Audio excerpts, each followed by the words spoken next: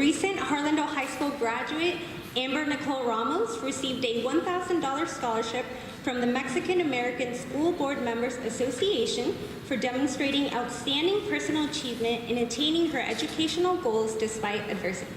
Amber will be attending Texas A&M in College Station and will be studying political science this fall. Let's give her a big round of applause.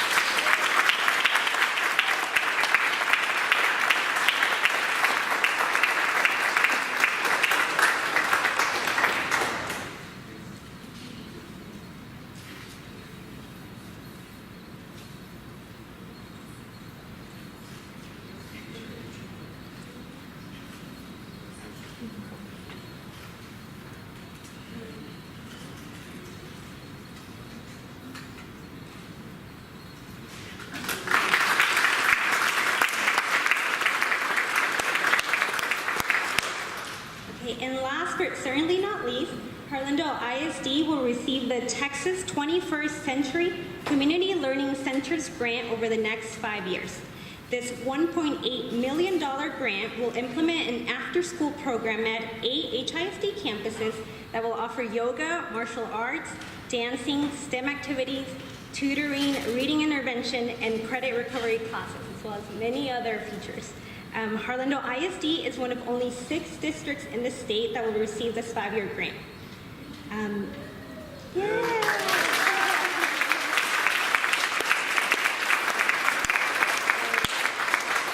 Assistant Superintendent Dr. Carol Harrell and HISD Federal Programs Coordinator Ms. Nadine Wolf. She's here yet.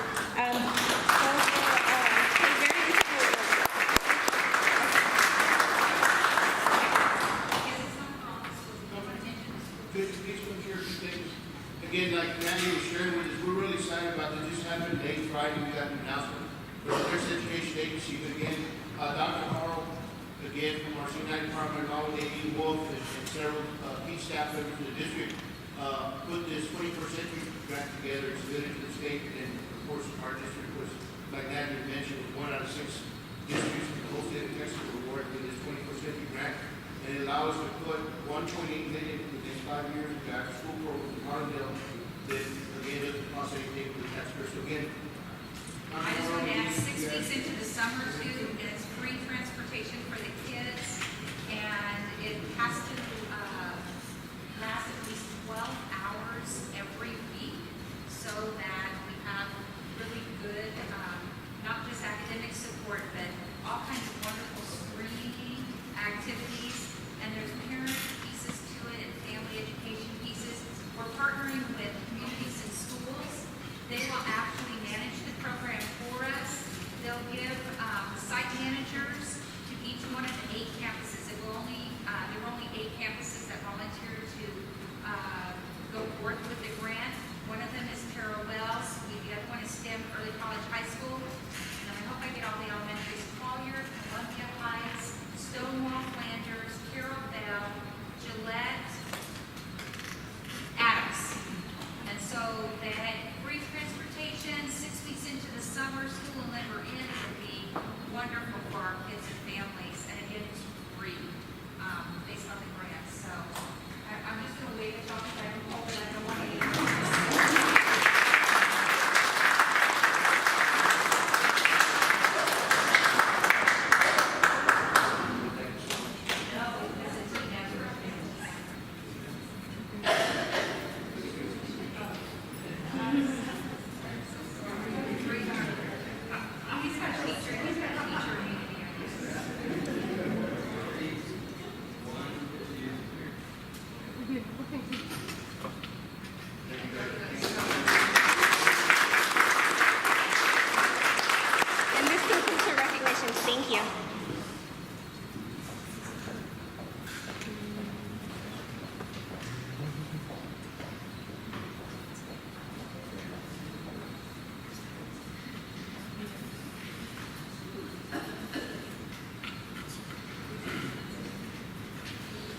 Madam Chair, Yes, Mr. I Marchant? just want to say, she gave me a whiskey. I was waiting for her to say Adams. I thought she was going to say Adams first, and I was like, Adams better be in there somewhere.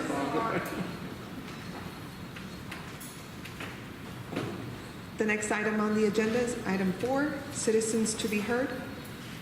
30-minute limit, 5-minute maximum per speaker. Citizens are offered an opportunity to address the board without prior approval. The board, however, will not comment or engage in discussion. Presentations shall be informative only. No board action will be taken, and the topics addressed shall be limited to those specifically included on the board's agenda and are school district related.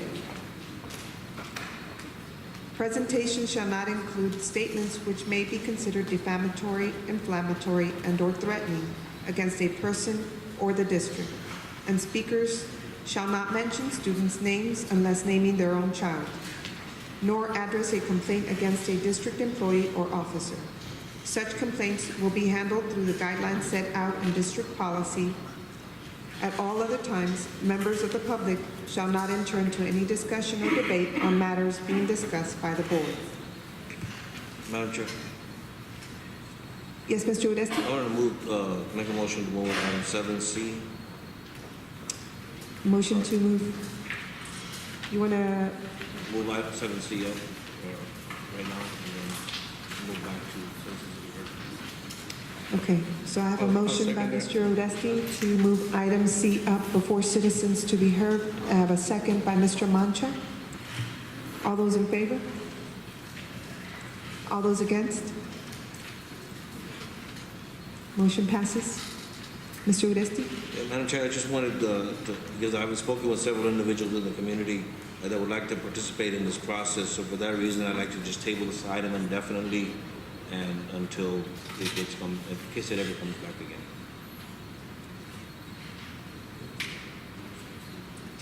To table indefinitely? I'll second that. No, indefinitely means it.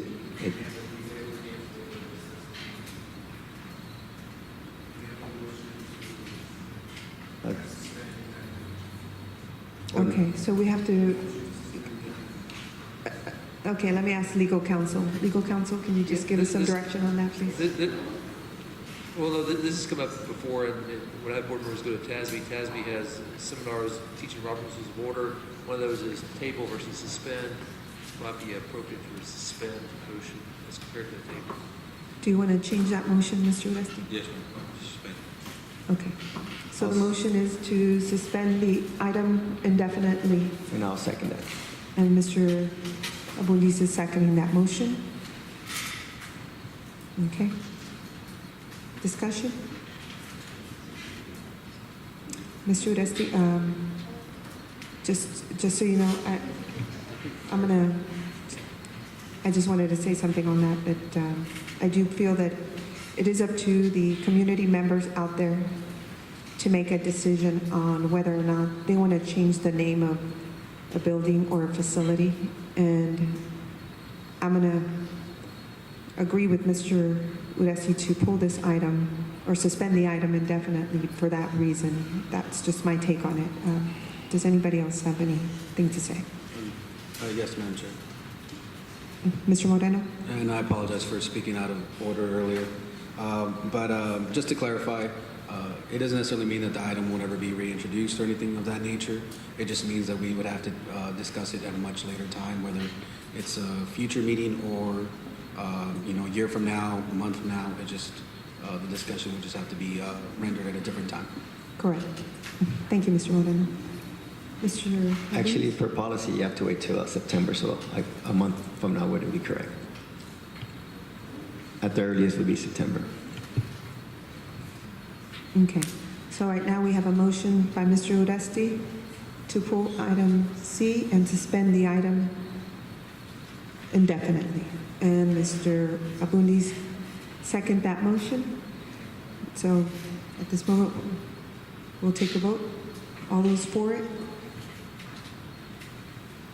Against? Motion passes. Okay. So now we are down to citizens to be heard. Let me find my list.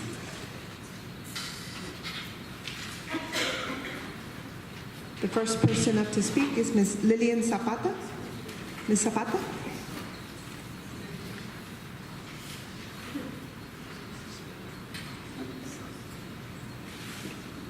Good evening, board members, staff, community. Regarding the resolution to sell Harlandale property, I'm not sure what this is. I don't know if it's that little piece of land, or that drainage easement that y'all are talking about. But, you know, there's been some talk about selling the property out by 410. But why the rush? This needs to be addressed with the community. We need to be transparent, board members. We must have input from the community. On the Vestal name change, thank you for doing that. I appreciate that.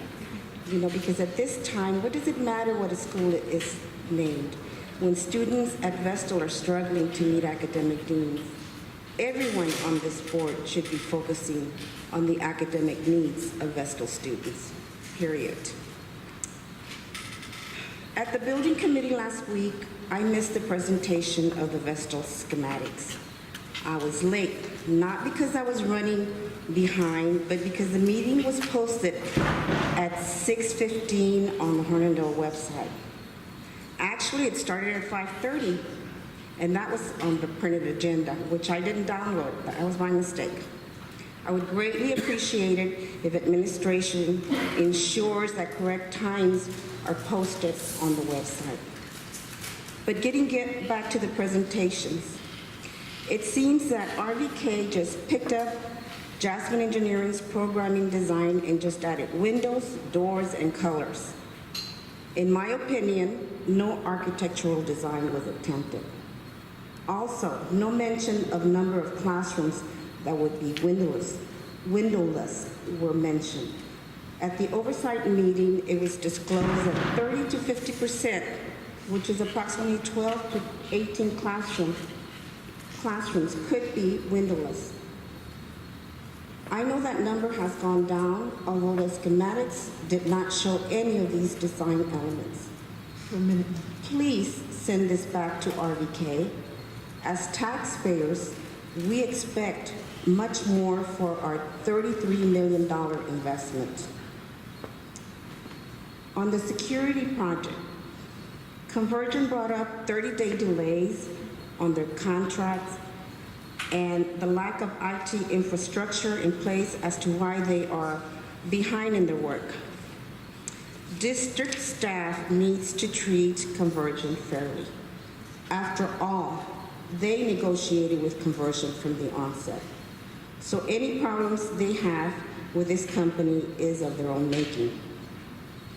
When is this administration going to learn that building professionals are already on board for bond projects and they need to use them? Thank you. Thank you, Ms. Zapata. The next citizen is Ms. Claudia De Leon. Ms. De Leon? Good evening. My name is Claudia De Leon, single member, District 2, and resident and HESA president as well as a district employee. There are many times in life where difficult decisions must be made. This, however, is not one of those times. Common sense and the vision to see beyond today is what is expected. Back in 2001 and 2002 school year, our then seated board voted against a staff pay scale recommendations and agreed to give every para in the district $5 a day pay increase. Wow. That was mighty generous and well received, I might add. However, as no one was clairvoyant nor possessed a crystal ball, the ramifications of that decision had a major negative impact in Harlandale. 5 years later, in March of 2008, the board of 2007 and 2008, which was not the same board makeup of 2001 and 2002, looked at our district leaders and stated quite firmly, $3.9 million plus must be cut to the district's financial contingency. The only possible way to meet that objective was to reduce personnel expenses by $3.9 million or a reduction in force and a school closure. The sacrificial lambs were the students, faculty, and staff of Shea Elementary. I was a part of that closure. I had the unfortunate front row seat to heartache and displeasure of angry parents asking how irresponsible it was for the district to live beyond its means. Myself and others were forced with the uncertainty of being gainfully employed. Let's learn from history. Let's not repeat the same mistakes. I implore you to tread these waters cautiously. Remember, under no uncertain terms can you assure us of anything. Our Assistant Superintendent of Finance states we do not have the means, nor under any assurance will we be financially sound with a higher pay raise than recommended by TASB and staff. In 2016 and 15, we might be the operative word, receive federal assistance. I will not build my hopes on mights and maybes. I ask you to please do the same. If anything, history should teach us, learn from and not repeat the past mistakes.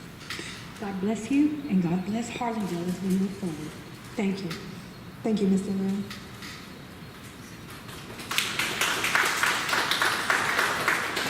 Ms. Gina Castañeda?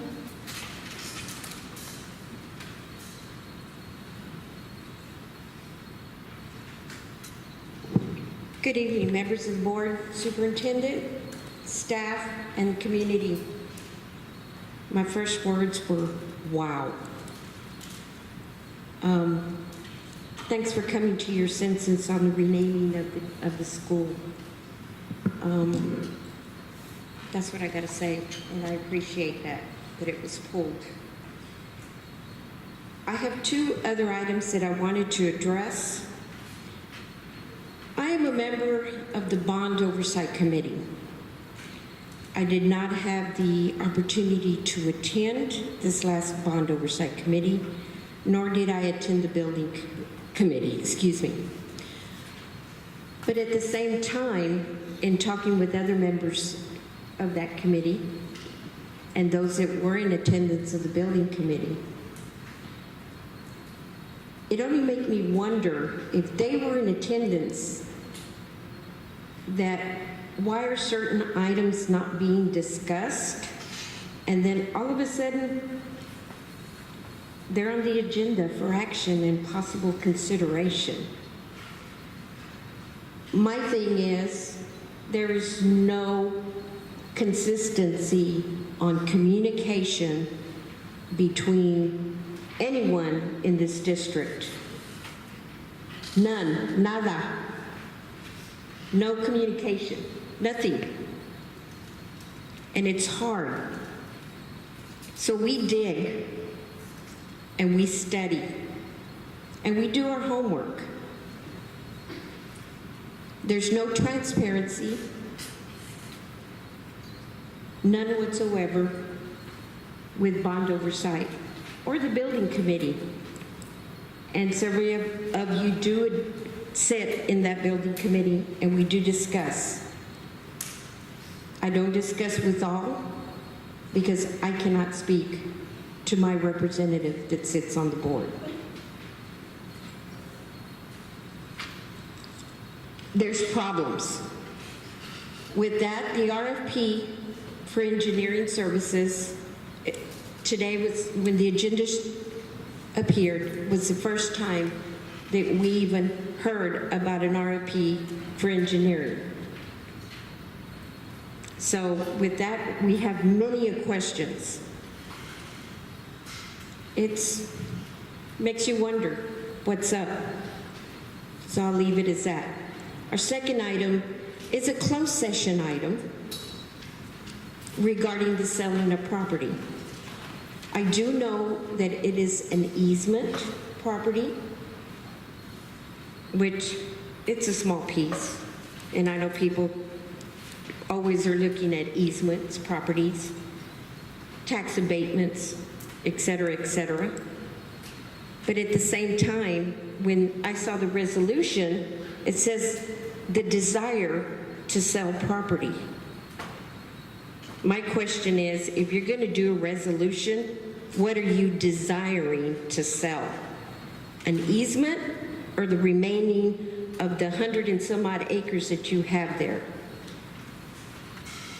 I think you really need to take a look at that, because what you're doing is selling property that we're going to need, and we are all landlocked. We are landlocked. So I would seriously look at each one of you and tell you, you've got to study before passing a resolution for the, quote, desire to sell. Because you're not selling us. So I would really strongly recommend that you look at that resolution and its wording. Again, I want to thank the board for coming to their senses about the renaming of the school. Thank you very much. And we move forward. But y'all have to really take a look at this, and open communication is needed in this community and from this board and staff. Thank you. Thank you, Ms. Castaneda. Ms. Julie Gimbel?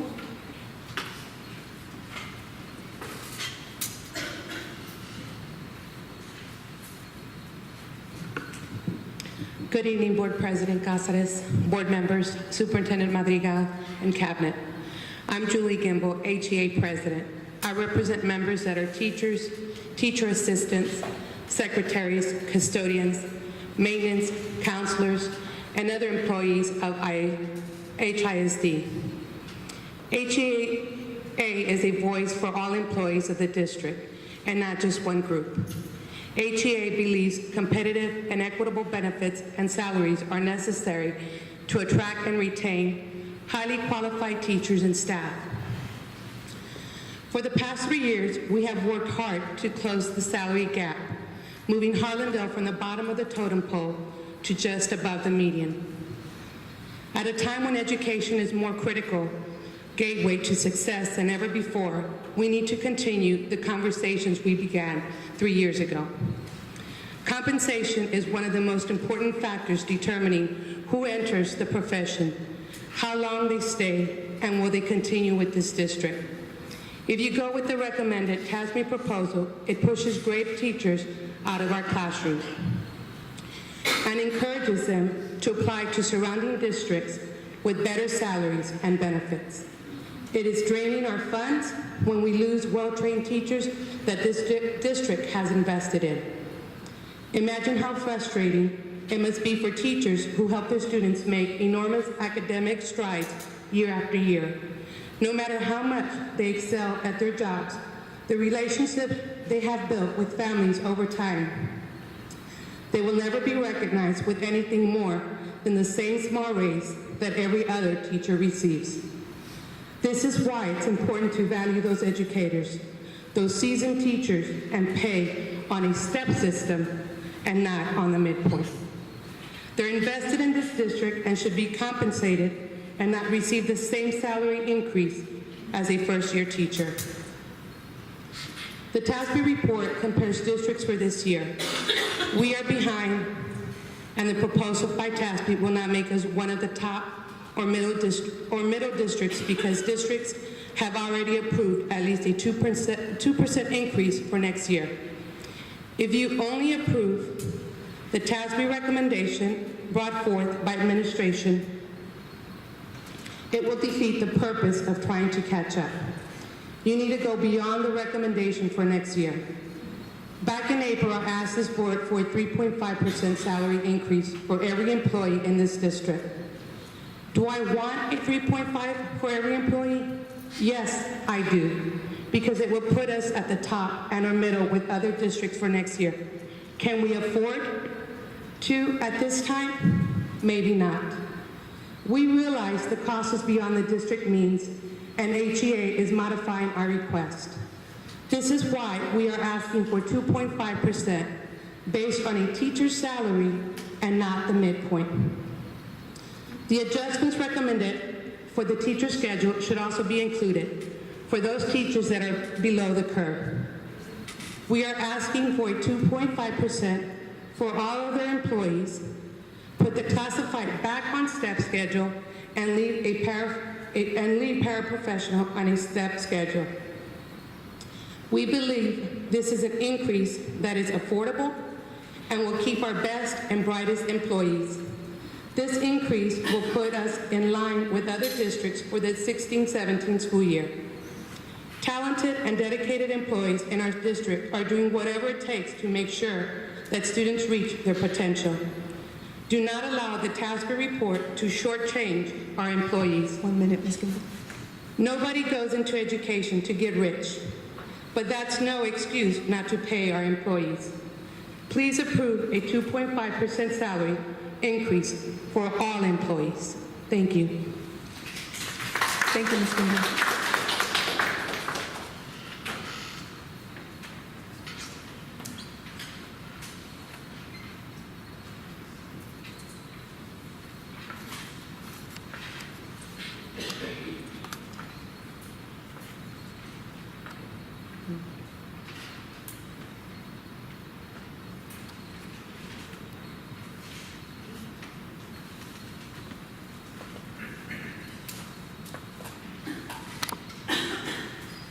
So, next item on the agenda is item 5, information and discussion. Item A, curriculum committee report. Mr. Abundis. Dr. Hall says I didn't attend. Would you please report that? Thank you. Thank you, Mr. Lewis. Dr. Hall. Thank you. The last curriculum committee meeting occurred on Monday, May 26th. So it's been a while. The meeting was called to order at 6:20 by Mr. Ricardo Moreno, and the trustee present was Ms. Irma Cáceres. In addition to staff, Mr. Madrigal, Dr. Harrell, Ms. Casey, Ms. Cormans, CNI staff, Nora Lugo, Paula Cerna, Michael Littlefield, and district math coach from the Blended Learning Committee, Craig Mason. There was one individual who signed up to speak. Basically, the individual items for review and discussion focused on the elementary math program resource for blended learning component. Dr. Harrell started the discussion sharing the math curriculum cake that represents all the resources and structures for the 3 tiers of instruction. And I'm going to skip down to explains in the minutes what each tier is for. Blended learning component of Reasoning Mind, it was found in Tier 1 in addition to numerous other materials provided by either the state or Harlandale. All additional materials other than Reasoning Mind are in English and Spanish. Additionally, the district is looking at purchasing Do the Math materials for Tier 2 support. Dr. Harrell also described the use of RM as one of the overall elementary program, as one part of the overall math program.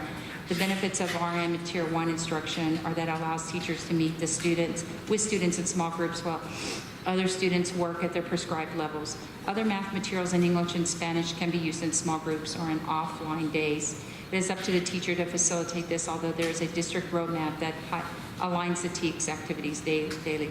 She further asked for feedback from the trustees present regarding next steps as campus leaders whose campuses are currently using RM would like to continue, while others have expressed wanting to use RM but want more flexibility with time on task, especially at 5th grade. Supplemental support in younger grades. The district staff is supporting both options. Ms. Cáceres expressed concerns that the product does not come in Spanish and that students sit in front of computers for long periods of time without teachers teaching them. Ms. Cáceres also shared that parents and teachers have complained about our Reasoning Mind, and the data does not support Reasoning Mind helping classroom instruction or student achievement. She also stated that the board wants Reasoning Mind gone for the next year. Dr. Harrell replied that several teachers and principals who currently use RM were given a choice of whether or not to use it, would like to continue its use, and their voices and opinions should be heard as well. Mr. Moreno added that the cost at $24 per child incurred by Reasoning Mind do not equate to successful scores, and asked what the advanced percentages were for the first round of 5th grade math. Mr. Littlefield ran the scores off, and they are attached. Both Ms. Cáceres and Mr. Moreno had questions about Reasoning Mind use in the classroom, and Dr. Harrell referred them to Mr. Mason, who had served on the District Blended Learning Committee that had been charged with reviewing numerous products. He described how Reasoning Mind looked when done correctly or with fidelity. He gave several examples, including how teachers pull small groups of students frequently to teach them, while other students can work at their own rate. Ms. Caceres was concerned that when teachers pull small groups, the students get behind in their reasoning mind lessons. He elaborated that the small group time is about 10 to 15 minutes and that this rarely impacts their lesson completion progress. Furthermore, Ms. Caceres asked about the Region 20 program, the TEACS resource program system, that the board approved in April. Dr. Hall shared that the new curriculum instruction assessment management tool would help teachers plan effective lessons that could also include a blended learning component, and the state provided free computer-based Think Through Math and iStation intervention programs needed for Tier 2 and 3 support. In fact, many campuses are taking their students to the labs to use these resources. Ms. Mancha asked Mr. Moreno to end the discussion from the participants as it violates policy. To summarize, staff will make a recommendation based on several options at the June 14th board meeting, and the board can vote on one or none of the recommendations. We also talked about the award from the Pre-K 4SA grant, which was approximately $500,000 that was awarded to Harlandale for the addition of STEM curriculum in pre-K, and the Hoven MOU Prevention Teen Pregnancy Program, which the board will be asked to approve as well. The meeting adjourned at 7:15. Thank you. Thank you, Dr. Hall. You're welcome.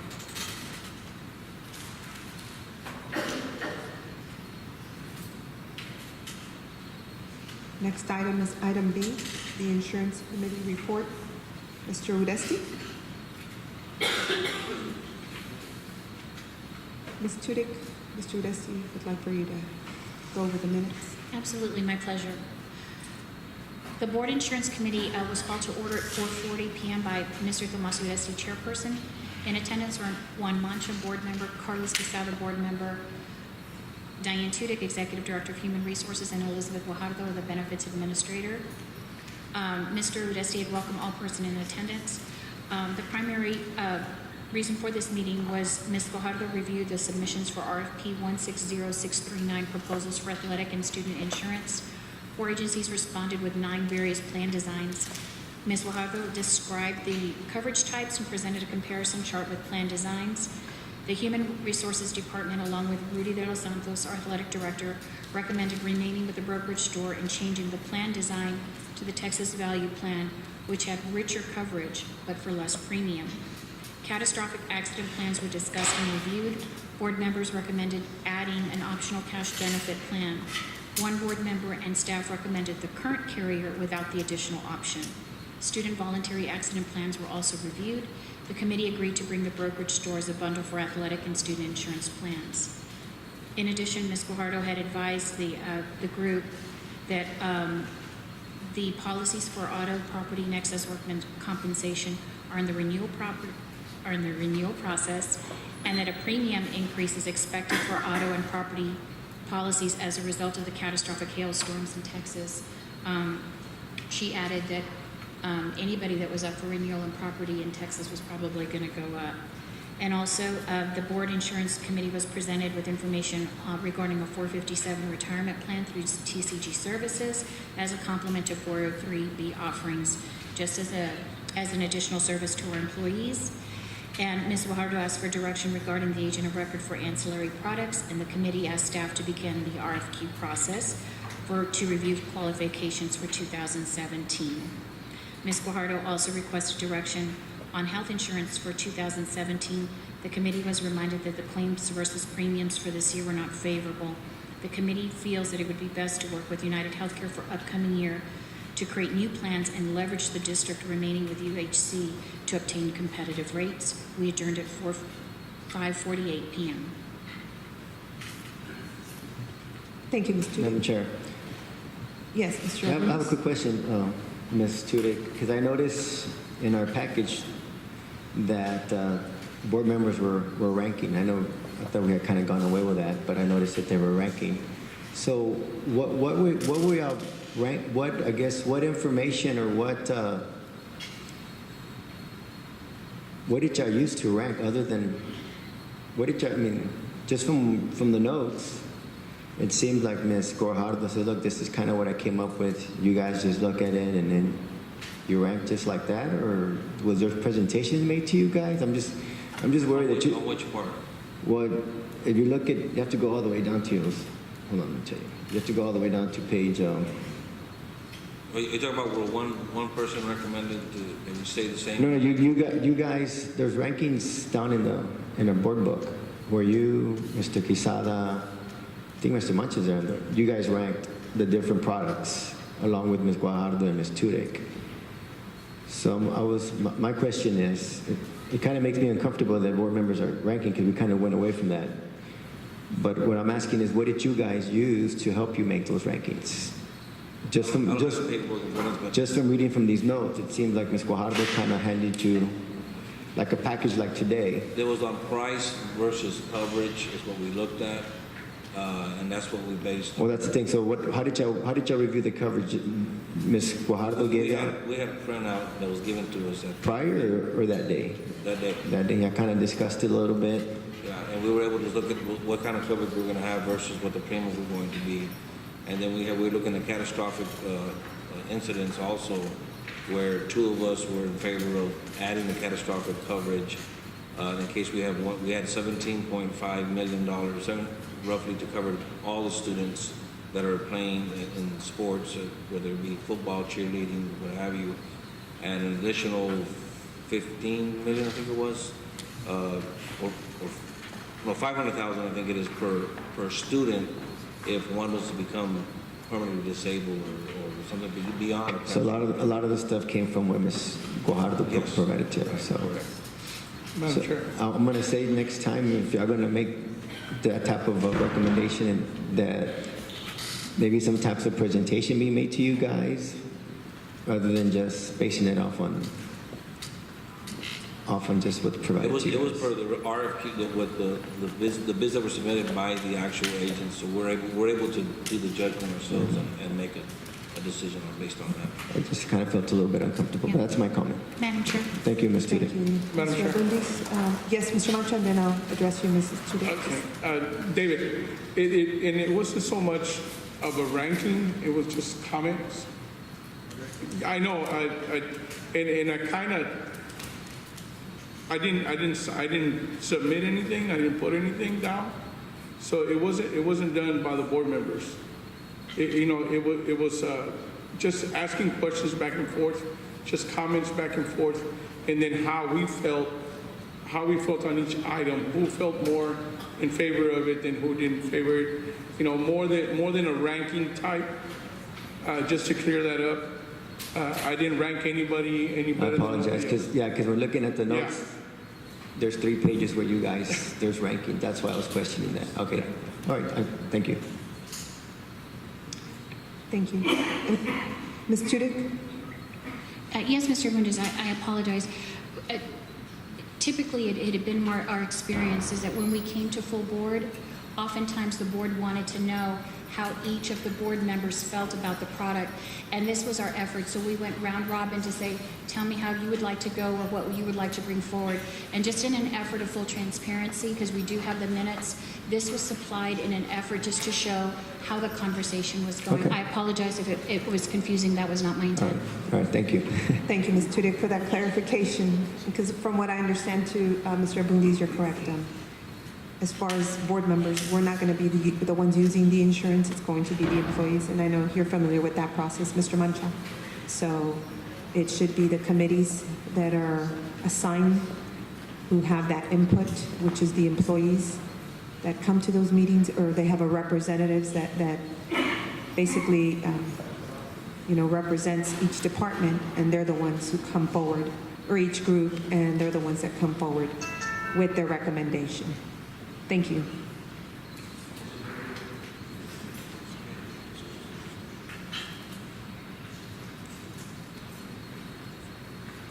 The one for insurance?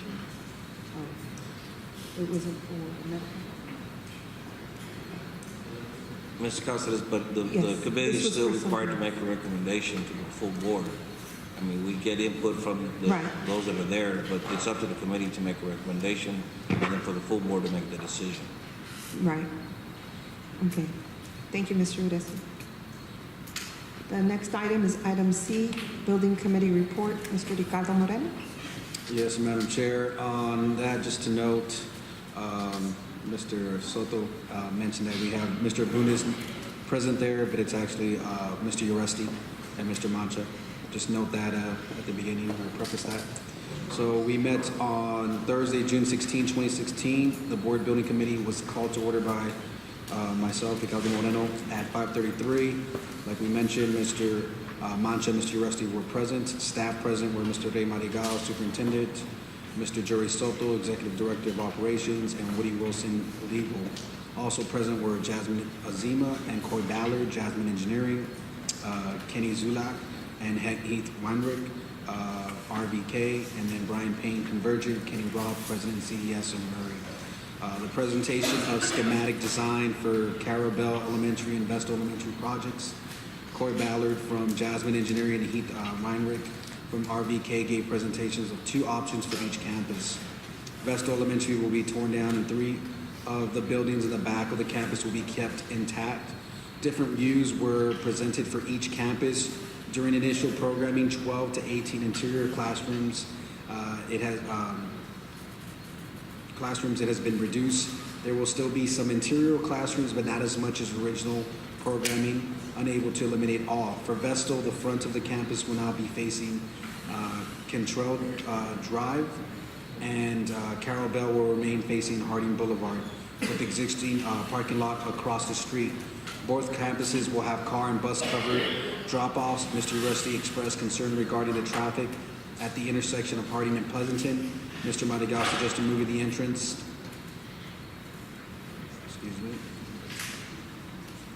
Moving the entrance to campus at least 15 feet from the intersection.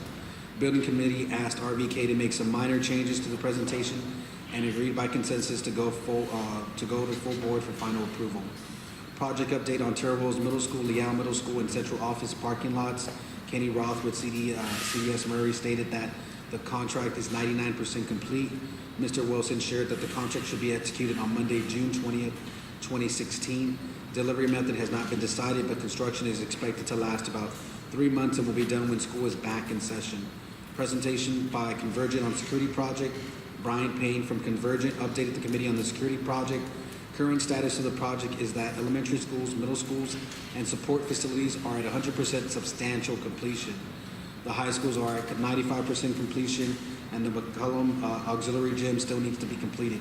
Mr. Madigal stated that when he met with Convergent back in April, he shared that he was disappointed and would like to see all buildings at 100% completion and commissioned before the students return to school in 9 weeks. Mr. Payne expressed that there were some issues with software and that they were being worked out. After several discussions regarding the issues with the security system, Mr. Madigal thanked Mr. Payne for taking responsibility and updating the committee on the security project. Ms. Azima stated that the project could not be commissioned because it would fail and issues with software needed to be worked out. Mr. Madigal added he will make every effort to work with Convergent and finish this project.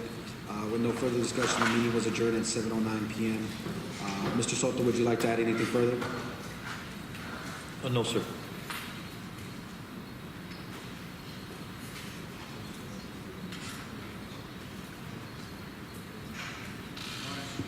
Moving on to the next item on 5D, Policy Committee Report. I will go ahead and read the report.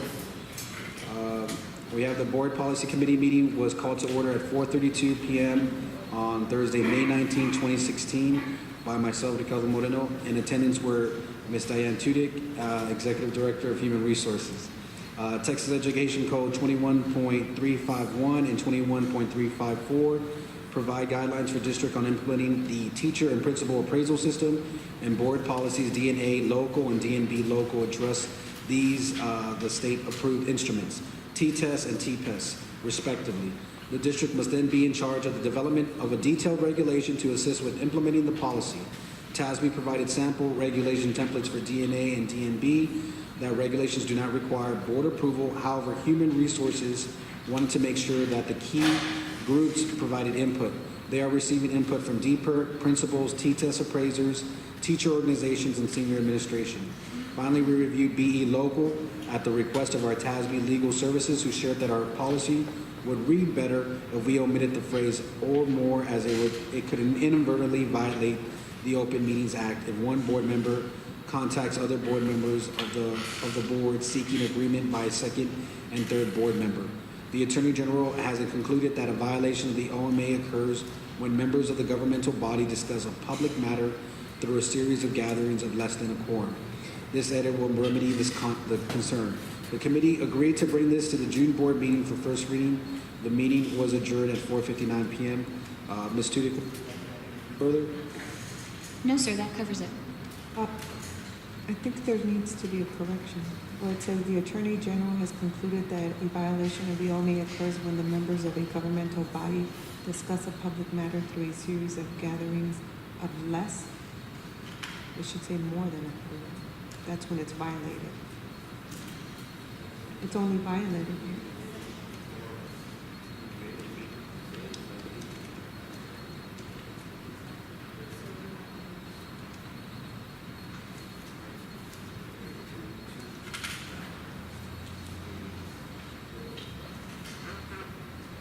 Less than a quorum, so if I contact David and Mr. Mancha that we're meeting less than a quorum without a meeting being held.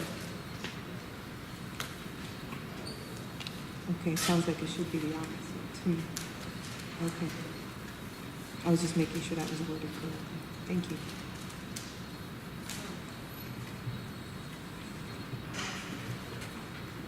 It is correct? Thank you.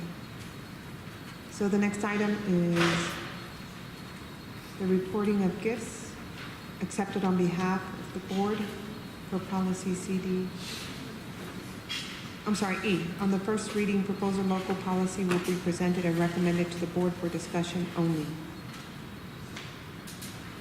Ms. Tudyk? Yes, Mayor. As Mr. Moreno covered in the minutes just prior to this item,